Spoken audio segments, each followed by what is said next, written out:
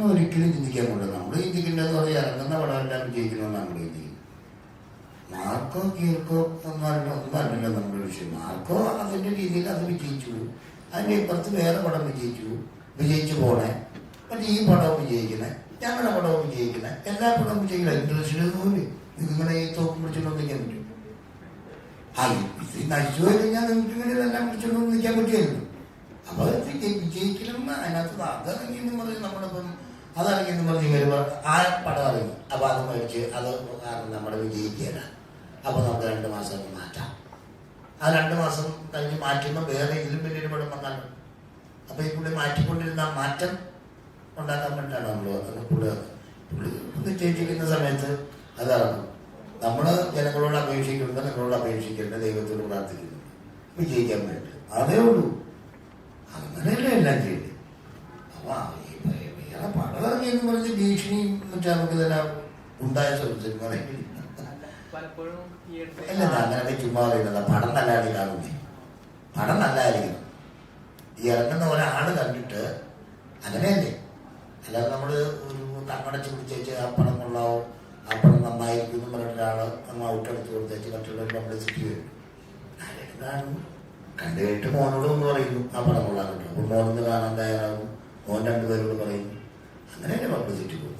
ഇപ്പോൾ social media നിങ്ങളൊക്കെ ഇല്ലേ, പടം ഒന്ന് കണ്ടു കഴിഞ്ഞിട്ട് ഞാൻ അന്നേരം പറയില്ല, കൊള്ളാമെങ്കിൽ കൊള്ളാമെന്ന് പറയുക, കൊള്ളില്ലെങ്കിൽ കൊള്ളില്ല എന്ന് പറയുക. കൊള്ളാവുന്ന പടത്തിന് കൊള്ളില്ല എന്ന് നിങ്ങളാക്കരുത്, കൊള്ളില്ലാത്ത പടത്തിന് കൊള്ളാവുന്നതാക്കരുത്.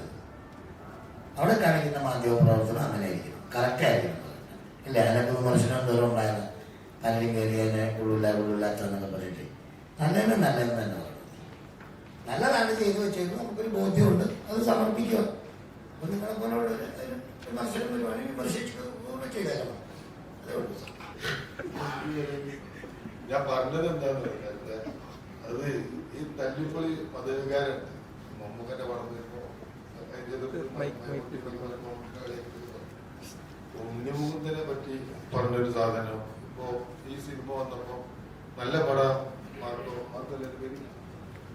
നല്ല പടം എന്ന് എല്ലാരും പറഞ്ഞു. അതിലും കമന്റ് എന്ത് വരുന്നുണ്ട്, അതൊരു തല്ലിപ്പൊളി രാഷ്ട്രീയം ഉണ്ടായതിന്റെ വെക്കല് അത് ചെയ്യാൻ പാടില്ല. ഒരു 100-200 പേര് നല്ല ഭംഗിയിൽ ജോലി ചെയ്യുന്ന ഒരു സമയം ഒരു സിനിമ നടക്കുന്നത്. അപ്പൊ ഒരു 100-200 മേലെ കുടുംബം ജീവിക്കും. ഈ പ്രൊഡ്യൂസർക്ക് 10 രൂപ തിരിച്ചു കിട്ടിയാലും അയാൾ വീണ്ടും പടർക്കും റൊട്ടേറ്റ് ഇങ്ങനെ മുന്നോട്ട് പോകും.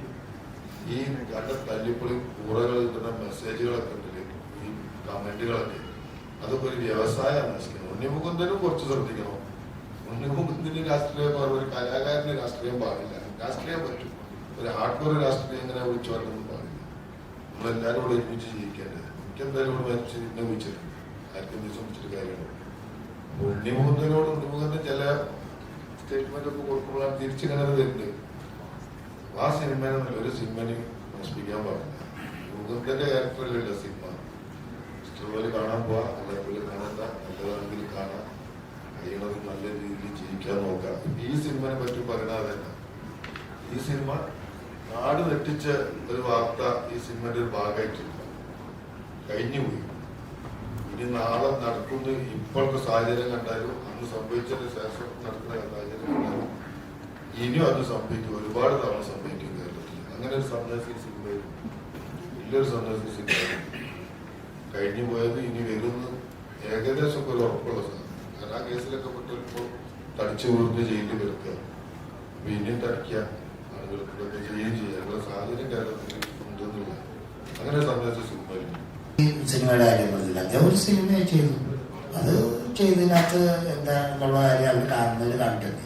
ഒരു സിനിമ ഇറങ്ങി കഴിഞ്ഞാൽ അതിനകത്ത് ജാതി, മതം, ദേശം, ഭാഷ, രാഷ്ട്രീയം ഇതൊക്കെ കൂട്ടിക്കൊടുത്തു കഴിഞ്ഞാൽ അത് ഞാൻ പറയുന്നത് പറഞ്ഞൊരു വിവരമില്ലാത്ത ആൾക്കാർ കാണിക്കുന്ന ഒരു പരിപാടിയാണ്. വിവരമുള്ളവരങ്ങനെ കാണിക്കും. കാരണം എത്ര ആളുകൾ, ഏതൊക്കെ മതത്തിലുള്ളവർ, ഏതൊക്കെ ആൾക്കാർ, ഏത് രാഷ്ട്രീയക്കാരൊക്കെ 100-200 പേര് കൂടി ചെയ്യുന്ന, അതിനകത്ത് അവർക്കില്ലാത്ത രാഷ്ട്രീയമല്ലേ ഈ കാണുന്നവർക്ക്. ആലോചിച്ച് നോക്കി, നമ്മളൊക്കെ സിനിമ ചെയ്യുമ്പോഴത്തേക്കും പല ചായ കൊണ്ടുവച്ചിരുന്ന അവരുടെ പേര് ഒരു മതത്തിൽപ്പെട്ടായിരിക്കും. അയ്യോ അവനല്ല, എനിക്ക് മറ്റേ എൻ്റെ ചായ വേണം അങ്ങനെ പറയാൻ പറ്റും. അത് പറയാൻ പറ്റിയല്ല. ഒരു രാഷ്ട്രീയക്കാരൻ അവൻ മറ്റേ രാഷ്ട്രീയക്കാരനാണ്. ഇതെല്ലാം കൂടെ മേടിച്ച് ഇപ്പം ഞങ്ങേച്ച് കുറ്റം പറയും. അങ്ങനെ ഞങ്ങേച്ച് കുറ്റം പറയരുത്. അവിടെ പല ആൾക്കാർ വേണം, പല തൊഴിലുകളാണ്.